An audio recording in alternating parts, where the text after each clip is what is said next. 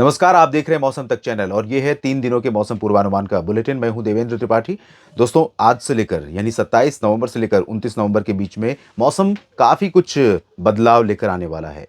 पिछले 2 महीने अक्टूबर और अक्टूबर का जो शुरुआती समय था, फिर अक्टूबर का एंड और नवंबर का शुरुआती समय, वो भी इसी तरह से ट्रांजिशन मौसम लेकर आया। यानी मौसम में बड़ा ही मौसम का फ्लिप, एक बदला हुआ मिजाज नज़र आया। उसी तरह का फ्लिप हमें नवंबर के अंत और दिसंबर की शुरुआत में दिखाई देने वाला है, क्योंकि उत्तर भारत में जहां काफ़ी दिनों से पहाड़ों पर बर्फ़ नहीं पड़ रही है, वेस्टर्न डिस्टर्बेंस गायब हैं, उनके आने का क्रम बढ़ेगा। नीचे बंगाल की खाड़ी में दक्षिण पूर्वी और दक्षिण पश्चिमी हिस्सा दोनों तरफ काफ़ी एक्टिव जोन है ये पूरा रीजन, और अरब सागर के दक्षिण पूरब में भी। तो यहाँ पर जो ये एक्टिविटी है, इसका प्रभाव भारत के कई राज्यों के मौसम पर पड़ने वाला है। भारत में बादल अगले 24 से 48 घंटों के बाद कई राज्यों पर छाने वाले हैं। मुंबई से लेकर प्रयागराज और पटना तक बादल दिखाई पड़ेंगे इस सिस्टम के प्रभाव से। और बंगाल की खाड़ी पर तूफान सेन्यार बन चुका है, जो कि बना है इंडोनेशिया और मलेशिया के बीच में मलक्का स्ट्रेट के पास, और यहीं पर घूमता रह गया।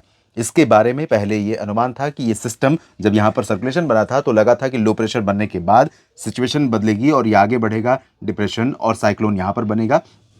तभी उम्मीद या आशंका थी कि भारत की तरफ ये बढ़ेगा और भारत के कई राज्यों पर इसका असर दिखाई पड़ेगा। लेकिन वर्तमान समय में कुछ कंडीशंस ऐसी बनी, इधर से इस सिस्टम का प्रेशर था जिसकी वजह से ये आगे नहीं जा पाया।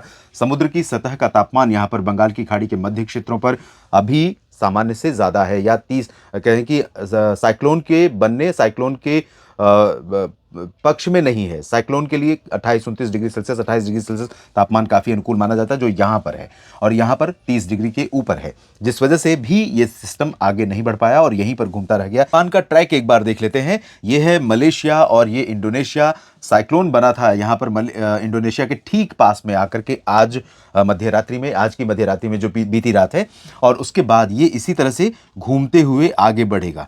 और घूमते हुए आगे बढ़ेगा, इसका मतलब ये है कि मलक्का स्ट्रेट में ही ये डिसॉल्व हो जाएगा, या अपनी इंटेंसिटी, अपनी जो क्षमता है वो लूज कर देगा। तो जाहिर सी बात है कि इसका भारत के ऊपर प्रभाव नहीं पड़ने वाला है। यानी कि इस तूफान सेन्यार का प्रभाव भारत के ऊपर नहीं पड़ेगा, जो नाम दिया था संयुक्त अरब अमीरात ने। और सेन्यार का मतलब क्या है, मैं एक बार फिर बता देता हूं आपको। लॉयन यानी शेर। ये तूफान भारत के ऊपर अब अटैक नहीं करने वाला है। तो कह सकते हैं कि बरसात की अगर आप प्रतीक्षा कर रहे हैं सुदूर राज्यों में, जैसे मध्य प्रदेश, छत्तीसगढ़, महाराष्ट्र या उत्तर प्रदेश और बिहार की पहली सिंचाई हो जाए, थोड़ी बहुत बारिश हो जाए, पोल्यूशन साफ हो जाएगा, धूल का जो गुबार है एटमॉस्फेयर में बरसात बंद होने के बाद से जो लगातार इकट्ठा हुआ है वो हट जाएगा, तो अभी आपको इंतजार करना पड़ेगा। लेकिन दूसरा सिस्टम जो यहाँ बंगाल की खाड़ी पर well marked low pressure area Sri Lanka के तटों के पास बना है, ये सिस्टम आगे बढ़ते हुए उत्तर पश्चिमी दिशा में आगे बढ़ते हुए तमिलनाडु के तटों से आगे बढ़ेगा, और अगले 24 से 48 घंटों में यानी कि 28 और 29 के बीच में डिप्रेशन बन जाएगा।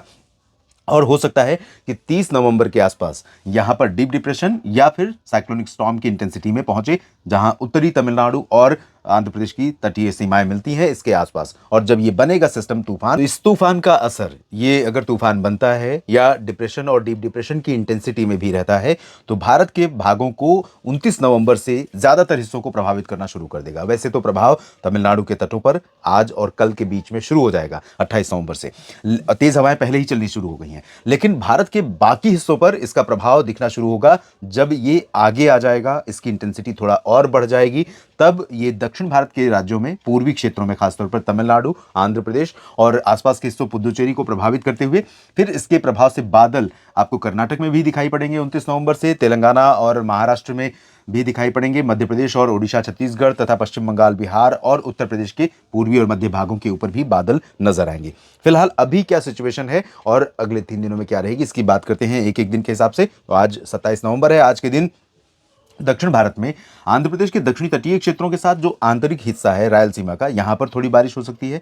हवाएं तो बहुत तेज चल रही हैं तटीय क्षेत्रों पर, और ऊंची लहरें तमिलनाडु के तटों पर उठनी शुरू हो गई हैं। यहां पर फिशरमैन यानी मछुआरों को तटों से दूर रहने की एडवाइजरी जारी कर दी गई है। जो श्रीलंका और भारत के सीमा के बीच का हिस्सा है, कन्याकुमारी से लेकर पंबन होते हुए पूरे चेन्नई तक के जो तटीय क्षेत्र हैं, इन भागों पर समुद्र में हलचल काफी तेज हो गई है। ऊंची लहरें और तेज हवाएं, ये कंडीशन यहां पर बनी है जो कहीं ना कहीं यहां के लोगों के सामान्य जीवन को प्रभावित कर रही है इससे, और आने वाले दिनों में और प्रभाव इसका दिखाई पड़ेगा। फिलहाल केरल पर तेज हवा चल रही है, कर्नाटक और आंध्र प्रदेश के साथ रायलसीमा के साथ तटीय क्षेत्रों और तेलंगाना में तेज हवा चल रही है, लेकिन अभी बारिश और घने बादल फिलहाल यहां पर नहीं है। ऊपर की तरफ छत्तीसगढ़, ओडिशा या झारखंड, बिहार, पश्चिम बंगाल और पूर्वोत्तर भारत में अभी बहुत कह सकते हैं कि कोई एक्टिविटी नहीं है, बहुत शांत मौसम है।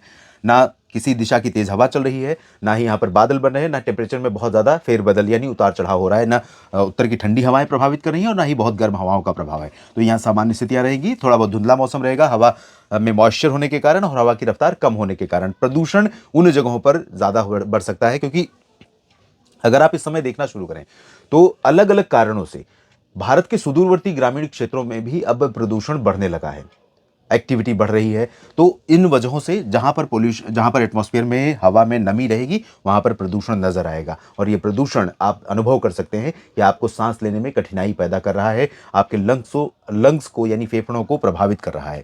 इधर उत्तर भारत से चलने वाली हवाएं पंजाब, हरियाणा, चंडीगढ़, उत्तर प्रदेश के पश्चिमी क्षेत्रों, मध्य प्रदेश के तमाम पूर्वी और मध्य भागों पर लगातार चल रही हैं, चलती रहेंगी।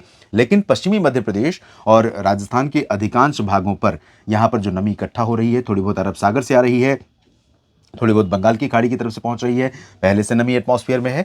यहाँ जो सिचुएशन बन रही है उसके कारण कुछ बादल बनने वाले हैं और राजस्थान के दक्षिण पूर्वी जिलों में सवाई माधोपुर, कोटा, बूंदी, बारां, झालावाड़ और चित्तौड़गढ़, भीलवाड़ा, डूंगरपुर, प्रतापगढ़, माउंट आबू और साथ में नीमच, रतलाम, मंदसौर और धार तथा शिवपुरी और अशोकनगर, शाजापुर में, यहाँ पर उज्जैन, इंदौर में भी बादल छाएंगे, भोपाल पर भी बादल रहेंगे और बादल तो ऐसे अहमदाबाद और वडोदरा, गांधीनगर पर भी रहेंगे, नंदुरबार, धुले, नासिक, जलगांव पर भी और मुंबई के ऊपर के क्षेत्रों पर भी रहेंगे बादल। यहाँ पर राजस्थान के पश्चिमी भागों में जैसलमेर, बाड़मेर, बीकानेर तक बादल पहुंचेंगे, लेकिन बारिश होने की संभावना दक्षिण पूर्वी क्षेत्रों में राजस्थान में कहीं कहीं पर है। उत्तर में पहाड़ों पर फिलहाल अभी क्लियर है, ड्राई वेदर है, तापमान सामान्य से नीचे अब जाना शुरू हो चुका है और कड़ाके की ठंड इन सभी भागों में लगातार पड़ रही है और पड़ती रहेगी। दिल्ली में प्रदूषण का स्तर सुबह के समय रहेगा, हवा की रफ्तार बढ़ते ही ये प्रदूषण कम हो जाएगा। कल 28 नवंबर को आप देखिए ये सिस्टम आगे बढ़ेगा थोड़ा सा, और आगे बढ़ने के बाद जो ओडिशा और आंध्र प्रदेश के तट हैं, यहां पर बादल घने होने शुरू हो जाएंगे धीरे धीरे। बादलों की उपस्थिति से यह संकेत मिलने लगेगा कि कुछ बदलाव मौसम में होने जा रहा है और इस सिस्टम की इंटेंसिटी भी आप देखिए लगातार बढ़ती हुई नजर आ रही है। यहां पर जो सिस्टम है ये कमजोर हो जाएगा और ये सिस्टम ऊपर बढ़ेगा तो इंटेंसिफाई होगा और तमिलनाडु के तटों पर तूफानी हवाएं, आंध्र प्रदेश के दक्षिणी तटों पर तूफानी हवाएं चलेंगी और साथ में रायलसीमा तथा कर्नाटक के भागों पर तूफानी हवाओं का प्रभाव बढ़ेगा। लेकिन तटों पर ऊंची लहरों का प्रभाव यहां पर तमिलनाडु और आंध्र प्रदेश के तमाम इलाकों पर दिखाई पड़ेगा और इसके चलते यहां तमाम इलाकों पर सामान्य जनजीवन इंक्लूडिंग विशेष तौर पर मछुआरों का जो रोजमर्रा का काम है वो प्रभावित होता रहेगा अभी कुछ दिनों तक। तटों पर तेज बारिश होने की संभावना है। आंतरिक तमिलनाडु और केरल के भागों में बरसात भी हो सकती है, बाकी दक्षिण भारत में अभी बारिश नहीं होगी। बादल जरूर बढ़ने शुरू हो जाएंगे तेलंगाना तक। महाराष्ट्र, मध्य प्रदेश और उत्तर प्रदेश, बिहार, झारखंड, पश्चिम बंगाल, पूर्वोत्तर भारत, उत्तर भारत के पहाड़ और मैदानी क्षेत्र, इन सभी भागों में ड्राई और क्लियर वेदर रहेगा। लेकिन राजस्थान पर कल भी थोड़ी बहुत बरसात की संभावनाएं बन सकती है। कल भी यहां पर बादल रहेंगे राजस्थान और गुजरात के उत्तर पूर्वी रीजन, पश्चिमी मध्य प्रदेश और राजस्थान के अधिकांश भागों पर, लेकिन बारिश राजस्थान के कुछ ही हिस्सों तक सीमित रहेगी। इसके बाद बात करते हैं 29 नवंबर की, जब यह सिस्टम अपनी क्षमता में आ चुका होगा और भारत के तटों के बिल्कुल करीब रहेगा, तमिलनाडु पर विशेष तौर पर। तो इसी दौरान आप देखेंगे, जिसका जिक्र मैंने शुरू में किया, कि महाराष्ट्र में मुंबई से लेकर के अभी तक आप बादल यहां देख रहे थे या इधर देख रहे थे और इस साइड थे बादल, अब कर्नाटक होते हुए, महाराष्ट्र होते हुए, पूर्वी गुजरात होते हुए, मध्य प्रदेश और उत्तर प्रदेश समेत इस पूरे रीजन में बादल नजर आएंगे। और बादल ऐसे होंगे हाई क्लाउड, जिनमें धूप फिल्टर होकर आएगी, छन कर आएगी, धूप का असर कम रहेगा, धुंधला मौसम नजर आएगा, प्रदूषण और बढ़ जाएगा। लेकिन हवा की रफ्तार जहां पर बढ़ेगी वहां पर प्रदूषण भी थोड़ा कम रहेगा। तो दिन में भी मौसम ठंडा फील होगा और रात में भी मौसम में ठंडक रहेगी। तापमान थोड़ा और गिरने वाला है। इन सभी भागों में मौसम में ठंडक बढ़ने वाली है।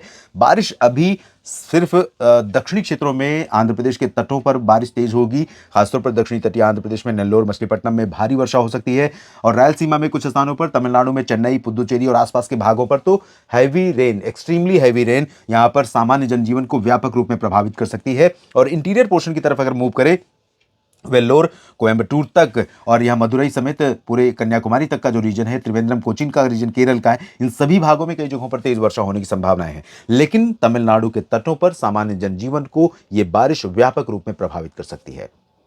इस वीडियो में फिलहाल इतना ही। इस सिस्टम के डेवलपमेंट और पिछले तूफान के डेवलपमेंट और आगामी WD जो अभी अफगानिस्तान पर है, इन सभी पर मेरी नजर लगातार रहेगी और आपको अलर्ट और अपडेट करता रहूंगा वीडियोस के माध्यम से। लगातार मेरे साथ बने रहेगा मौसम तक और न्यूज मीडिया मंच यूट्यूब चैनल और मौसम तक फेसबुक पेज पर। अगर ये जानकारियां आपको ठीक लगती हैं तो वीडियो को लाइक और शेयर करिएगा और लिखिएगा अपनी बात कमेंट सेक्शन में अपने क्षेत्र के साथ, क्षेत्र के नाम के साथ, और इन चैनलों को कर लीजिए सब्सक्राइब ताकि अपडेट आप तक पहुंचता रहे। धन्यवाद।